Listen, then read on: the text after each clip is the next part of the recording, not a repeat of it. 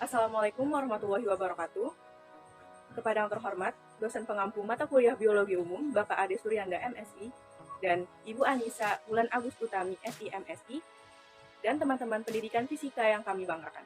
Pada kesempatan kali ini, kami yang berasal dari kelompok 3 akan mempresentasikan materi genetika dasar pewarisan sifat. Sebelumnya, perkenalkan, nama saya Putri Raman Fastia, dan rekan saya ada Aprilia Dwi Lestari dan Ananda Putri Rizky. Materi yang dimuat dalam presentasi kali ini adalah yang pertama, substansi genetika, yang kedua, reproduksi sel, yang ketiga, hereditas, dan yang keempat, mutasi gen. Pertama ada substansi genetika yang meliputi kromosom, gen, alel, DNA, RNA, sintesis protein, dan kode genetika. Sebagaimana kita tahu bahwa kita sebagai manusia akan menurunkan sifat-sifat kita kepada keturunan kita. Maka tidak heran jika anak kita ataupun kita sendiri memiliki kesamaan dengan orang tua kita. Untuk membahas materi pewarisan sifat terlebih lanjut, yang pertama ada kromosom. Kromosom terdapat di dalam inti sel, letaknya di nukleus, yang memiliki bagian-bagian yang di dalamnya terdapat DNA. Nah, apa sih kromosom itu? Kromosom adalah suatu struktur makromolekul yang tersusun dari DNA dan molekul lain, di mana informasi genetik tersimpan di sel. Kromosom mempunyai susunan bentuk dan fungsi khusus serta mempunyai kemampuan untuk menggandakan replikasi sehingga pembelahan sel dapat berlangsung dengan baik. Kromosom hanya terlihat pada waktu sel membelah. Kemudian, ukuran kromosom sangat kecil, antara 0,2 sampai 40 mikron. Kromosom pada sel prokariotik hanya memiliki satu kromosom dan kemudian tidak terletak di dalam inti sel.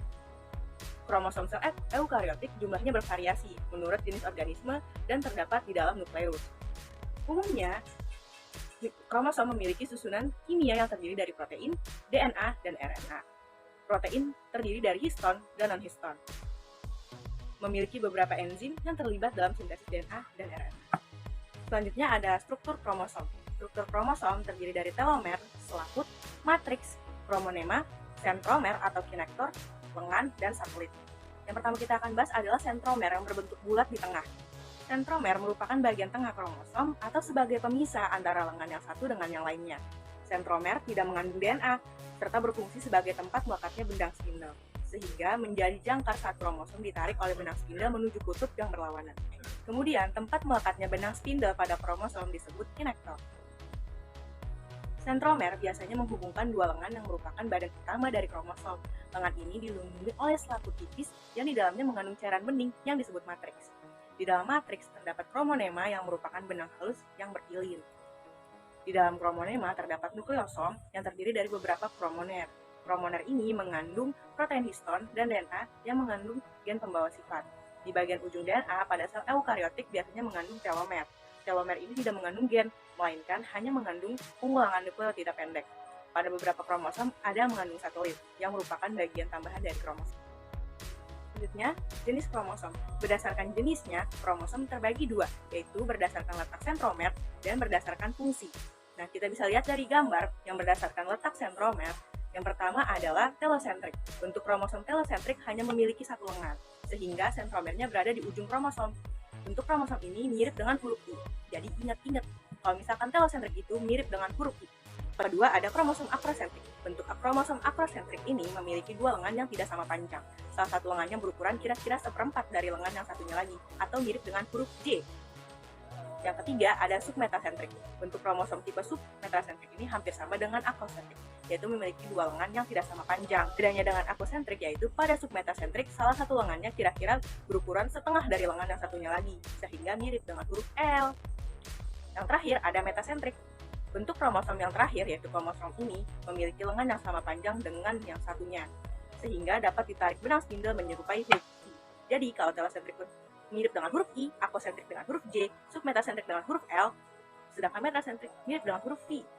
Selanjutnya, kromosom berdasarkan fungsi. Yang pertama adalah autosom atau kromosom tubuh. Kromosom yang tidak ada hubungannya dengan penentuan jenis kelamin ini terdiri dari 46 kromosom di inti sel tubuh manusia, sebanyak 44 buah atau 22 pasang. Merupakan autosom yang disimbol A atau AA. Fungsinya adalah untuk mengatur aktivasi sel. Kita bisa lihat pada gambar di sebelah kiri, itulah adalah contoh gambar dari kromosom autosom yang terdiri dari 46 kromosom atau 22 pasang kromosom. Yang selanjutnya ada genosom, yaitu kromosom penentu kelamin. Sepasang kromosom yang menentukan jenis kelamin disebut genosom. Genosom dibedakan menjadi dua macam, yaitu kromosom X dan kromosom Y. Nah, kita bisa lihat pada pasangan kromosom terakhir di nomor 23, untuk laki-laki disimbolkan dengan simbol XY, dan untuk perempuan akan disimbolkan dengan simbol XX. Selanjutnya ada gen. Gen adalah substansi hereditas yang merupakan persenyawaan kimiawi dan penentu sifat individu. Gen terdiri atas DNA yang terpintal oleh protein histon dan tersusun dalam suatu deret secara linear yang beraturan. Yang ada komponen gen. Yang pertama ada rekon, dua muton, dan yang ketiga sistron. Nah, apa sih rekon, muton, dan sistron ini? Rekon merupakan komponen yang lebih kecil dari gen dan terdiri atas satu atau dua pasang nukleotida saja. Sedangkan muton merupakan komponen yang memiliki lebih dari dua nukleotida. Nah, kemudian yang terakhir ada sistron. Sistron merupakan komponen yang terdiri dari ratusan nukleotida. Dari tadi kita membahas nukleotida. Nah, apa sih nukleotida itu? Nukleotida adalah satu satuan monomer yang terdiri dari satu gula, satu basa nitrogen, dan satu fosfat. Nukleotida adalah senyawa yang mengandung basa nitrogen dan gugus fosfat yang terikat dengan gula pentosa, yang biasa berupa ribosa atau deoksiribosa, dan memiliki berbagai sifat. Yang pertama, mengandung materi genetik dan dapat menduplikasikan diri. Yang kedua, setiap gen memiliki fungsi yang berbeda-beda, seperti gen penentu telinga, gen penentu hidung, gen penentu golongan darah, dan lain-lain. Selanjutnya, gen ditentukan oleh kombinasi basa nitrogennya. Nah, yang kemudian ada fungsi gen, yaitu sebagai zarah atau partikel tersendiri dalam kromosom. Kedua, membawa informasi genetik dari generasi ke generasi. Dan yang terakhir, mengatur proses metabolisme dan perkembangannya pada organisme. Selanjutnya ada alel. Alel adalah pasangan gen yang terletak dalam lokus yang bersesuaian pada kromosom homolog dengan tugas yang sama atau berlawanan untuk suatu sifat tertentu. Susunan gen dan alelnya dalam kromosom homolog disebut genotip. Nah, kalian tahu nggak sih kalau gen dan alel itu saling berhubungan loh? Apa sih hubungan alel dan gen? Pada suatu individu ada 3 kemungkinan genotip yang dapat ia miliki. Yang pertama, genotip homozigot dominan dengan kode A besar A besar. Lalu genotip homozigot resesif dengan kode A kecil, dan yang terakhir adalah genotip heterozigot dengan kode A besar A kecil. Lalu ada tipe alel nih. Yang pertama ada alel tunggal. Contohnya adalah gen A untuk pigmentasi kulit dan gen A kecil tidak menghasilkan pigmentasi kulit. Yang kedua ada alel ganda. Contohnya adalah golongan darah sistem ABO pada manusia. Selanjutnya ada DNA dan RNA. DNA singkatan dari deoksiribonukleat asid, yang merupakan suatu polimer yang dibangun dari 4 jenis monomer yang berbeda yang dinamakan dengan nukleotida yang mampu menyalin materi genetik. DNA memiliki 2 pita spiral atau disebut double helix. Dan yang kedua ada RNA, ribonukleat asid. RNA merupakan polinukleotida namun ukurannya jauh lebih pendek dari polinukleotida yang menjadi perantara antara informasi genetik dan ekspresi gen atau fenotip yang diwujudkan dalam protein. Bedakan antara DNA dan RNA. DNA mempunyai 2 pita spiral sedangkan RNA hanya memiliki 1 pita spiral. Lebih lengkap lagi kita simak perbedaan DNA dan RNA.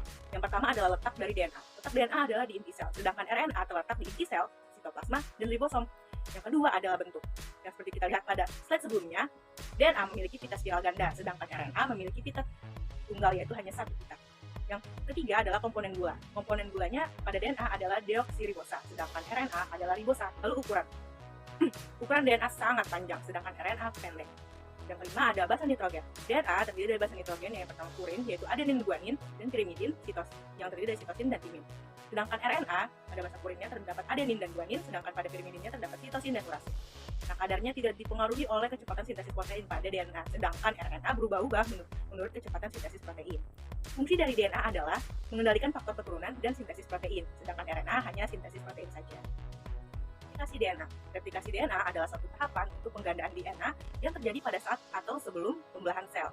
Replikasi dilakukan dalam upaya membentuk DNA yang sama pada sel hasil pembelahannya. Selanjutnya, replikasi DNA memiliki berbagai model. Yang pertama ada konservatif, yaitu pita DNA rangkap helix tidak berpisah. Apa sih maksudnya? Yaitu pita DNA rangkap helix tidak berpisah, yaitu langsung menjadi cetakan bagi pita DNA baru. Jadi kalau misalkan kita punya satu pensil, pada teori konservatif, DNA itu akan membentuk satu pensil yang lainnya. Selanjutnya ada semi-konservatif, yaitu pita DNA rangkap helix memisahkan diri menjadi 2 pita tunggal yang berperan sebagai pola cetakan. Jadi, kita bisa lihat pada gambar bahwa DNA memiliki 2 pita. Lalu, pita pertama dan pita kedua akan membelah dan membentuk masing-masing pita DNA yang baru. Yang terakhir ada model dispersif, yaitu pita DNA helix rangkap terputus-putus atas berbagai potongan baru kemudian menjadi DNA baru. Jadi, pada model dispersif ini, DNA akan memotong menjadi bagian-bagian kecil dan bergabung kembali menjadi DNA yang baru. RNA, yaitu yang pertama ada RNA duta, RNA transfer, dan ribosom RNA atau RNAR. Yang pertama RNAD atau RNA duta berfungsi membawa informasi genetik dari DNA berupa pesan dari inti sel ke ribosom di sitoplasma. Yang kedua ada RNAT atau RNA transfer yang membawa fungsi mengendalikan kodon dan menerjemahkan asam amino di ribosom. Dan yang terakhir ada RNAR yang berfungsi sebagai tempat pembentukan protein. Ini ada sintesis protein. Sintesis protein merupakan suatu proses yang kompleks, termasuk di dalamnya menerjemahkan kode-kode RNA menjadi polipeptida. Sintesis protein melibatkan DNA, RNA, ribosom, asam amino, dan enzim. Sintesis protein membutuhkan bahan dasar asam amino yang berlangsung di dalam inti sel. Tahapan sintesis protein terbagi menjadi dua. Yang pertama ada translasi, yang kedua ada transkripsi.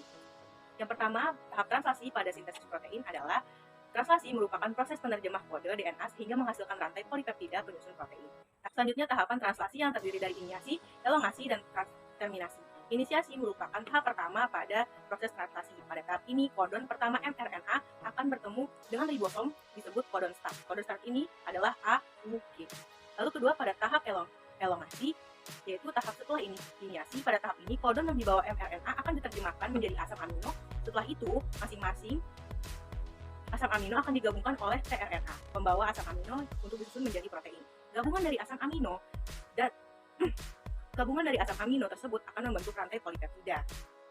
Lalu yang terakhir ada tahapan terminasi. Proses translasi berakhir ketika salah satu kodon stop bertemu dengan ribosom. Kodon stop ada 3, yaitu UAA, UAG, dan UGA. Pada gambar yang menjadi kodon stop ada AU. Selanjutnya pada tahapan yang kedua ada transkripsi. DNA terletak di nukleus. Proses pembentukan protein terjadi di ribosom. Oleh karena letak nukleus dan ribosom berjauhan, maka dibutuhkan RNA polimerase untuk datang ke DNA. Dan proses ini disebut dengan proses transkripsi. Nah, pada tahapan transkripsi yang pertama, di dalam nukleus, RNA polimerase akan memisahkan untaian DNA menjadi 2 dengan cara bergerak dari terminator menuju promotor. Lalu pada tahap kedua, ketika RNA polimerase sampai di promotor, maka proses ini dinamakan inisiasi. Lalu pada tahap ketiga, RNA polimerase akan kembali berjalan menuju terminator dan akan membentuk mRNA. Proses ini disebut elongasi. Lalu yang terakhir, ketika RNA polimerase dan mRNA setelah sampai di terminator, maka proses transkripsi selesai. Terminasi adalah proses akhir dari transkripsi. Yang berikutnya kode genetik. Kode genetik adalah instruksi berupa kode-kode yang menentukan macam protein yang akan dibuat. Instruksi melalui kode genetik berupa kodon pada RNA tersebut ditranskripsi dari DNA dengan bantuan RNA polimerase. Ciri-ciri kodon yaitu yang pertama, terdiri dari triplet, yang artinya sifat triplet berarti 3 basa nitrogen yang berdekatan disebut dengan triplet nukleotida atau kodon. Kodon berisikan urutan 3 basa nitrogen pembentuk asam amino.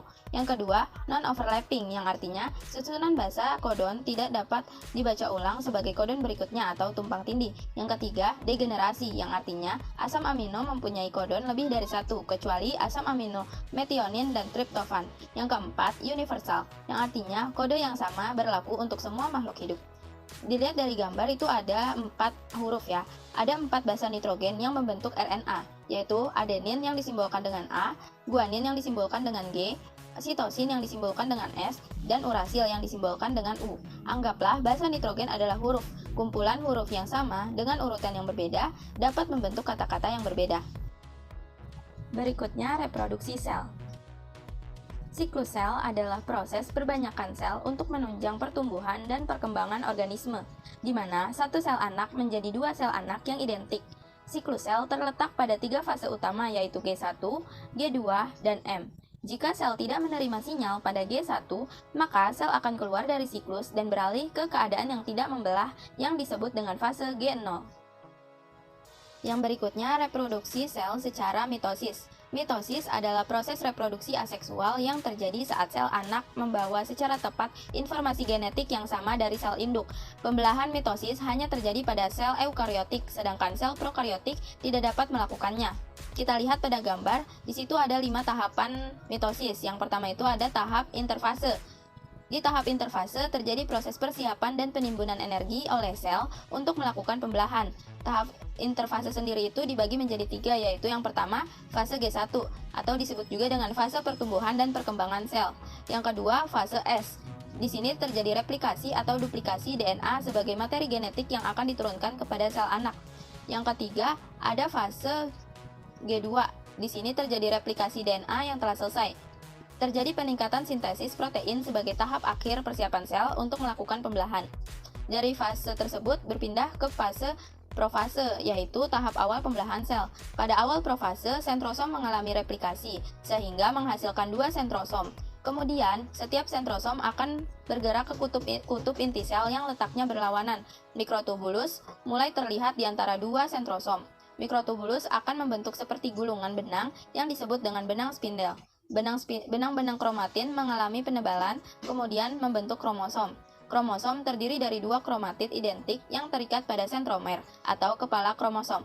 Di akhir tahap profase, nukleus dan membran inti sel mulai menghilang.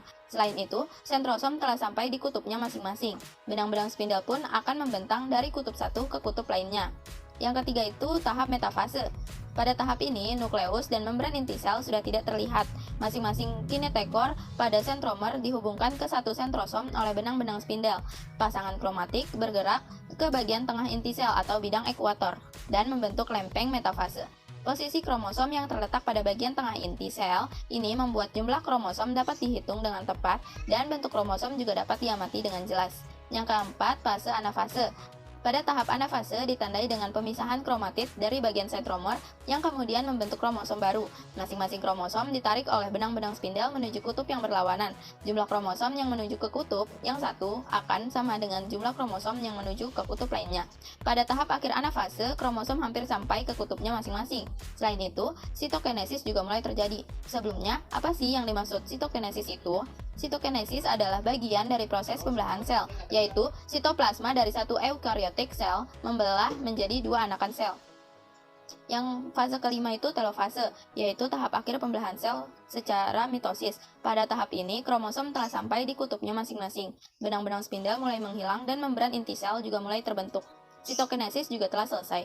Sel telah membelah dan menghasilkan dua sel anak dengan kromosom diploid atau 2N. Yang berikutnya, reproduksi sel secara meiosis.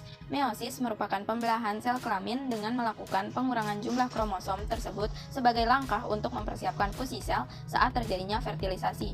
Meiosis ini dibagi menjadi meiosis 1 dan meiosis 2. Tahapan pertamanya itu profase 1. Profase 1 juga dibagi menjadi 5 fase, yaitu fase pertama, fase leptoten, di mana kromatin berubah menjadi kromosom. Kromosom tersebut terdiri dari dua kromatid. Fase yang kedua, fase zigoten. Kromosom tersebut kemudian saling berpasangan dengan homolognya.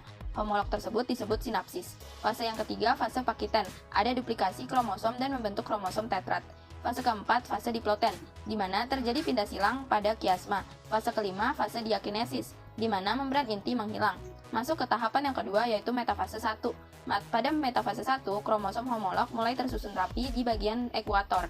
Di dalam metafase 1, kromosom tersusun di atas lempeng metafase. Selain itu, serat spindel menempel pada dua sentromer di masing-masing kromosom homolog. Tahapan yang ketiga itu anafase 1. Pada anafase 1, kromosom homolog akan bergerak menuju kutub yang berlawanan akibat tarikan dari benang-benang gelondong. Selain itu, juga akan terjadi reduksi kromosom. Tahapan yang keempat ada telofase dan profase 2.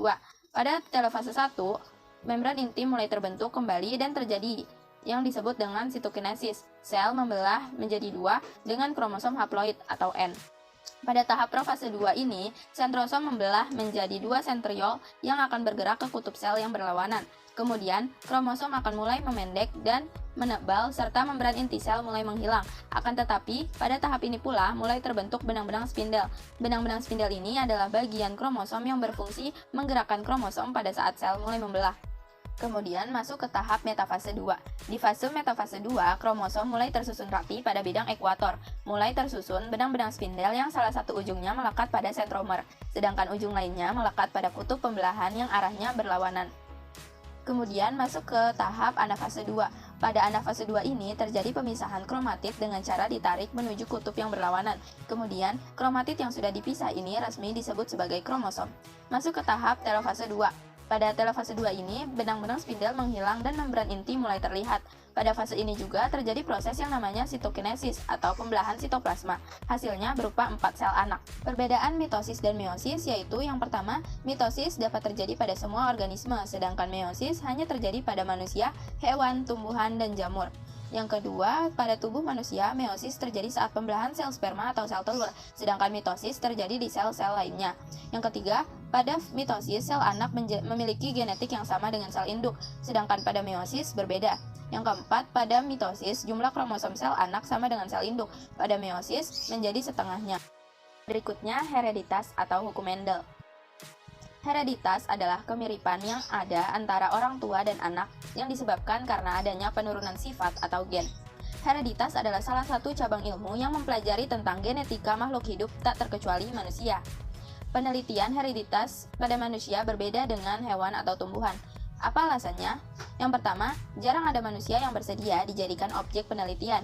Yang kedua, umur manusia cukup panjang. Yang ketiga, keturunan yang dihasilkan manusia tidak banyak. Yang keempat, lingkungan manusia memiliki banyak variabel sehingga sulit untuk dikontrol. Yang kelima, pertumbuhan karakter pada manusia sulit diamati. Adapun pola-pola hereditas sebagai berikut. Yang pertama itu ada pautan gen, yang kemudian ada gen letal, ada gagal berpisah, dan pindah silang atau crossover. Yang berikutnya pautan gen. Setiap kromosom mengandung gen yang tersimpan di tempat khusus yang disebut lokus. Gen-gen ini dapat berada pada kromosom yang sama atau kromosom yang berbeda. Gen-gen yang berada dalam satu kromosom homolog yang sama dan letaknya saling berdekatan ini yang disebut dengan sebagai pautan gen. Akibat letaknya yang saling berdekatan, gen-gen tersebut akan tetap bersama sampai saat pembentukan gamet atau sel kelamin. Pautan dari dua macam gen atau lebih akan menghasilkan jumlah gamet yang lebih sedikit dibandingkan dengan gen-gen yang tidak berpautan. Oleh karena itu, keturunan yang dihasilkan akan memiliki perbandingan fenotip dan genotip yang lebih sedikit pula. Yang berikutnya, pindah silang. Pindah silang atau crossing over adalah peristiwa pertukaran segmen kromatid yang bukan saudaranya dari sepasang kromosom homolog. Peristiwa pindah silang terjadi saat pembelahan meiosis 1, yaitu pada tahap akhir profase 1 atau awal metafase 1. Pada saat itu, satu buah kromatid akan membelah menjadi dua. Peristiwa pindah silang umumnya terjadi pada organisme seperti manusia, tumbuhan, dan juga hewan. Peristiwa pindah silang akan menghasilkan keturunan dengan sifat yang baru. Yang berikutnya, gagal berpisah. Pada pembelahan meiosis, kromosom-kromosom yang telah mengganda akan ditarik menuju kutub sel oleh benang-benang spindel yang menempel pada sentromer. Dalam keadaan normal, kromosom-kromosom tersebut akan berpisah dan menuju ke kutub sel yang berlawanan. Akan tetapi, terdapat suatu kasus di mana kromosom mengalami gagal berpisah, sehingga semua kromosom hanya akan tertarik pada salah satu kutub saja. Akibatnya, gamet yang terbentuk akan mengalami penambahan atau pengurangan jumlah kromosom. Peristiwa ini terjadi pada meiosis 1 maupun meiosis 2. Letal. Gen letal adalah gen yang menyebabkan kematian individu dalam keadaan homozigot, sedangkan dalam keadaan heterozigot, seorang individu dapat bersifat normal atau subletal. Gen letal dapat menyebabkan kematian bagi individu yang memilikinya karena dapat mengganggu peran atau fungsi gen dalam menentukan sifat atau bagian-bagian tubuh yang penting.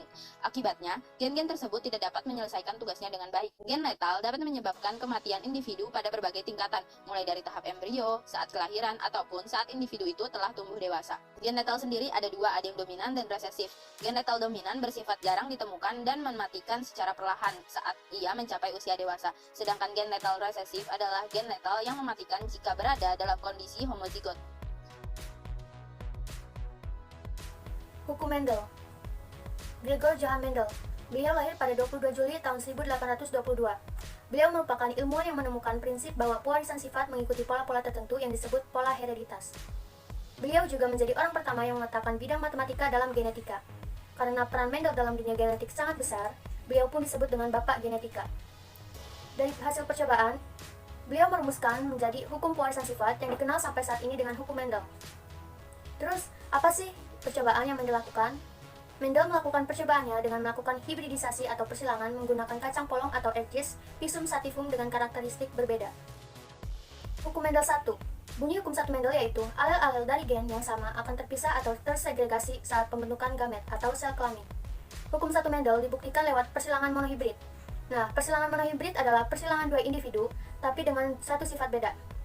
Misalnya, ingin menghilangkan dua bunga mawar sejenis, hanya warnanya aja yang beda.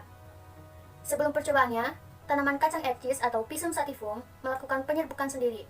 Setelah mendapatkannya, Mendel baru melakukan percobaannya dengan satu sifat beda untuk setiap persilangannya dan menghasilkan 7 macam sifat beda. Nah, 7 macam sifat bedanya ini terdapat pada tabel ini. Salah satunya batang panjang disilangkan dengan batang pendek, dan hasilnya adalah batang panjang. Dan persilangan yang lainnya bisa dilihat pada tabel. Setelah mendapatkan hasil seperti pada tabel di slide sebelumnya, Mendel mengulang percobaannya dengan menghilangkan keturunan pertama yang dijadikan sebagai induk. Ternyata menghasilkan keturunan F2 yang beraneka ragam. Dari hasil pengamatannya, sifat resesif yang tidak muncul pada keturunan F1 akan muncul di keturunan F2. Mendel beranggapan sifat resesif muncul karena sifat beda yang dimiliki induknya adalah berpasangan. Dari gambar ini, terdapat perbandingan fenotip dari F2 adalah 3:1, yaitu bulat banding keriput. Perbandingan genotipnya dapat kita lihat adalah 1:2:1, yaitu bulat banding keriput. Nah, kesimpulan dari percobaan hukum Mendel 1 ini yaitu yang pertama, setiap sifat suatu organisme dikendalikan oleh satu pasang faktor keturunan yang dinamakan gen. Pada waktu itu Mendel belum mengenal gen, yaitu satu faktor dari induk jantan dan satu faktor dari induk betina. Yang kedua, setiap pasangan faktor keturunan menunjukkan bentuk alternatif sesamanya, misalnya bulat atau kisut. Kedua bentuk alternatif ini disebut alel. Yang ketiga, apabila pasangan faktor keturunan terdapat bersama-sama dalam satu tanaman, faktor dominan akan menutup faktor resesif. Yang keempat, pada saat perbentukan gamet, yaitu pada proses meiosis, pasangan faktor atau masing-masing alel akan memisah secara bebas. Kesimpulan kelima, individu galur murni mempunyai pasangan sifat atau alel yang sama, yaitu dominan atau resesif saja. Selain tumbuhan, sifat dominan dan resesif juga terjadi pada manusia. Yang kedua, pada hukum 1 Mendel yaitu sifat intermediate. Mendel tidak hanya berhenti melakukan satu percobaan, tetapi selalu mengadakan percobaan-percobaan. Ketika mencoba menyilangkan bunga pukul 4 atau Mirabilis jalapa, merah dan putih menghasilkan keturunan F1 merah muda. Setelah dilakukan persilangan sesama F1, ternyata menghasilkan keturunan F2 yaitu merah, merah muda, dan putih dengan perbandingan 1:2:1. Dari tabel ini, dari hasil percobaan tampak dihasilkan keturunan dengan perpaduan sifat dari kedua induknya yaitu merah muda. Warna ini disebut dengan sifat intermediate. Warna tersebut terjadi karena dominasi yang tidak sempurna dari warna merah, tapi masih menampakkan tanda warna merah dominan terhadap warna putih. Yang kedua yaitu hukum Mendel 2. Bunyi hukum 2 Mendel adalah pasangan alel dari dua gen yang berbeda bisa berpasangan secara bebas selama pembentukan gamet. Hukum Mendel 2 ini juga disebut asortasi yang artinya berpasangan. Hukum 2 Mendel bisa diamati pada persilangan dihibrid. Persilangan dihibrid adalah persilangan dengan dua sifat beda. Tujuannya supaya bisa tahu nih, dua sifat beda itu selalu menghasilkan sifat anakan yang sama kayak induknya atau tidak. Contohnya, ingin menghilangkan dua kacang ercis. Kacang ercis pertama bentuk bijinya bulat dan berwarna hijau. Sedangkan kacang ercis kedua bentuk bijinya kisut dan warnanya kuning. Karena ada dua sifat beda di sini, yaitu bentuk biji dan warna biji, maka disebutnya persilangan dihibrid. Persilangan dihibrid.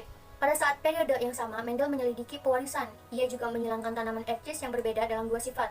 Persilangan ini dinamakan persilangan dihibrid.